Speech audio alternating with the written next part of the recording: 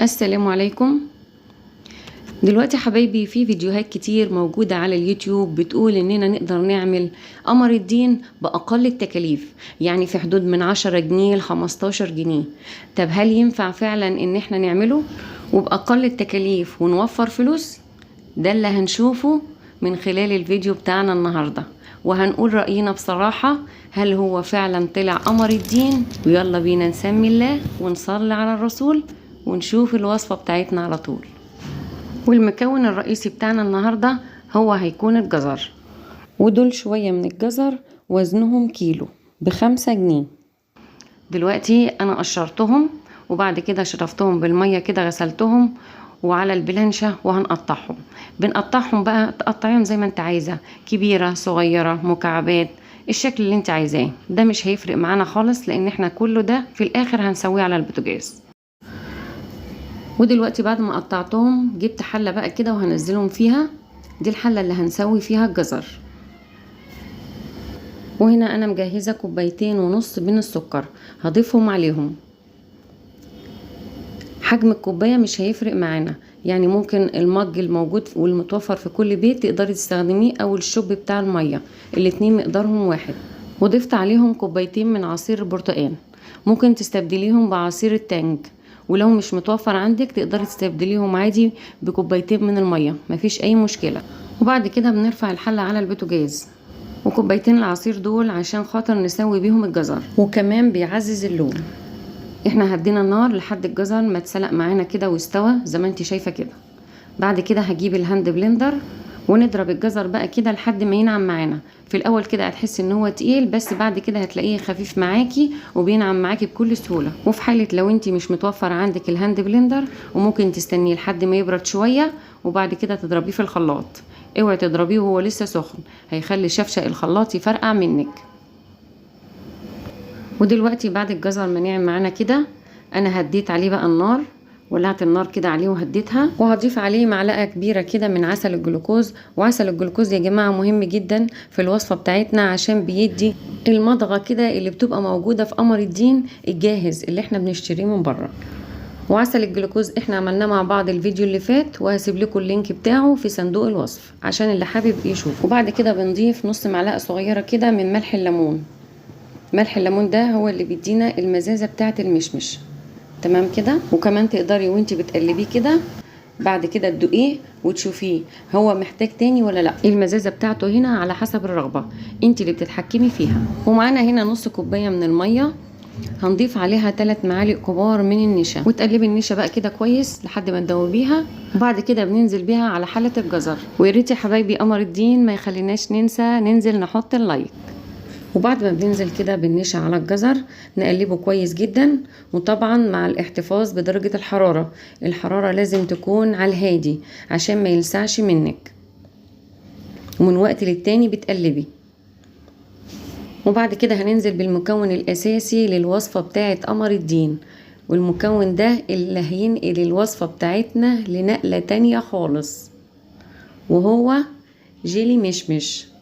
الباكو ده جيلي مشمش، وهو ده العنصر الأساسي اللي هيخلي الكل يحتار إذا كان ده قمر الدين السوري ولا المصري. ويلا بينا نكمل وصفتنا. هننزل كده بالباكو كله على حلة الجزر. ولو مش عايزة تضيفي باكو من الجيلي، ممكن تجيبي جيلاتين من عند العطار، وبرضو ملح الليمون بيتباع عند العطار ممكن تستخدميه.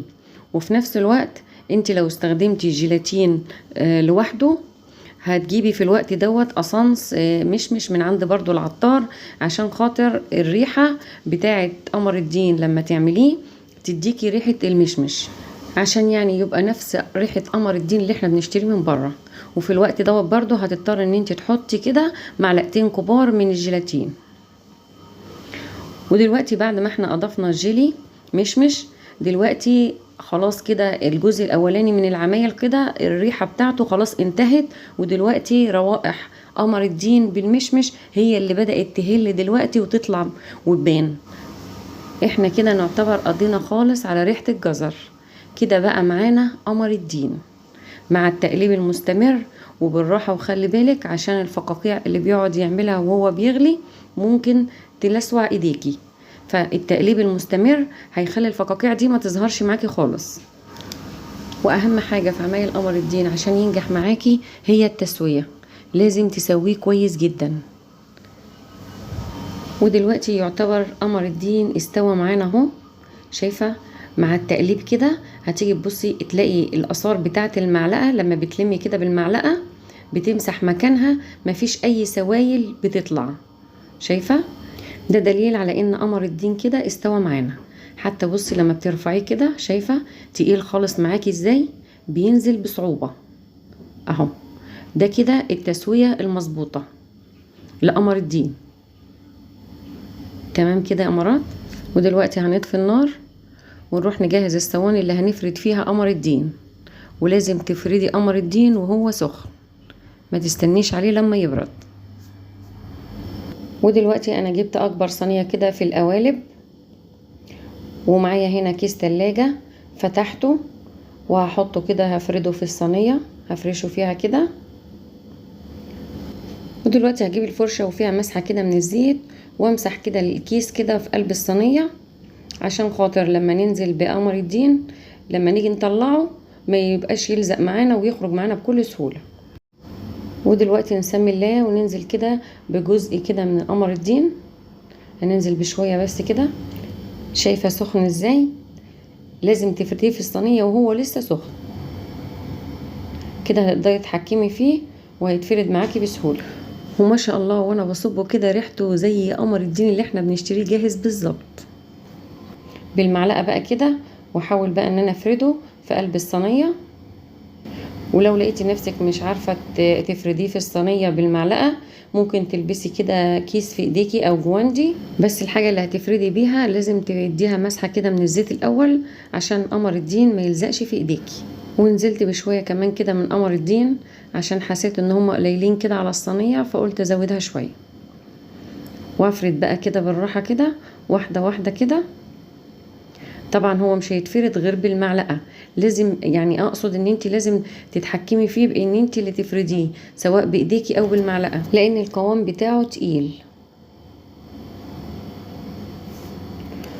ودلوقتي انا هفرده في الصينية ديت وفي صينية كمان، يعني انا هقسم الكمية كلها على الصينيتين اللي قدامكم دول. انا هنا خدت القالب الكبير واصغر قالب، ودلوقتي هركنهم كده في اي جنب في المطبخ واسيبهم لحد ما ينشفوا.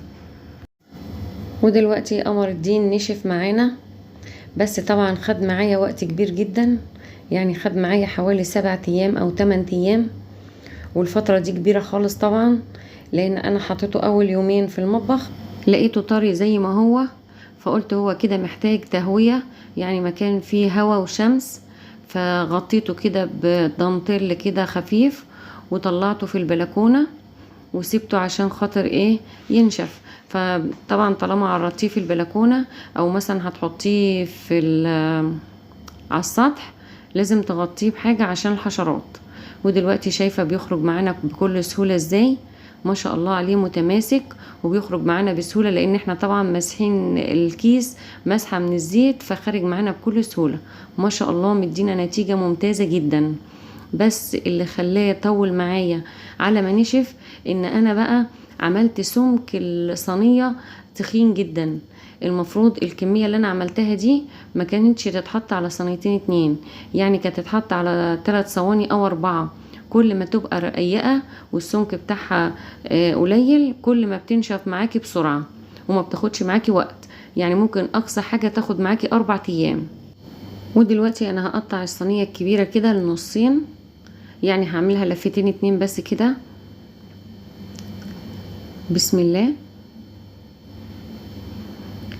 بعد ما اقصها كده الطرف بتاع المشمع كبير معايا، فانا هغطي بيه قمر الدين والفه اهو، هغطيها كده الوش بتاعها كده بالمشمع وبعد كده الفها. ده هيخليها بقى كده تفضل محتفظة معانا بشكلها، مفيش حاجة هتلزق في بعضها. والجزء التاني هقصله كده قطعة بلاستيك كده من الكيس التلاجة والفها كده رول زي ما انت شايفة قدامك كده. وهجيب طبعا كيس تلاجة تاني واحطه على الوش كده. الصينية الصغيرة دي انا مش هقصها، هسيبها بحالها زي ما هي. هلف عليها بس الجوانب بتاعة المشمع كده، كيس البلاستيك، واعملها رول. وعلى كده يبقى احنا عملنا 3 لفات كده من قمر الدين. تقدري تشيليهم في التلاجة وتقدري تحتفظي بيهم برضو في الفريزر، يعني سواء على الرف او في الفريزر مش هيجراله اي حاجة خالص. والنتيجة طالعة ما شاء الله معانا ممتازة جدا. كفاية اللمعة كده واللون اللي انت شايفاه قدامك ده، وكل حاجة معمولة قدامك وعلى ايديكي وبدون مواد حافظة. ويقولولك بقى لما تيجي تشتري ده السوري وده المصري، وده اغلى وده ارخص. اديكي انتي ب10 جنيه عملتي ما شاء الله 3 لفات من قمر الدين. حاجة موفرة جدا وتقدري تعمليها في اي وقت طول السنة، يعني مش هتعمليها في رمضان بس، لا معاكي طول السنة. وانتظرونا الفيديو الجاي ان شاء الله مع احلى عصير من قمر الدين.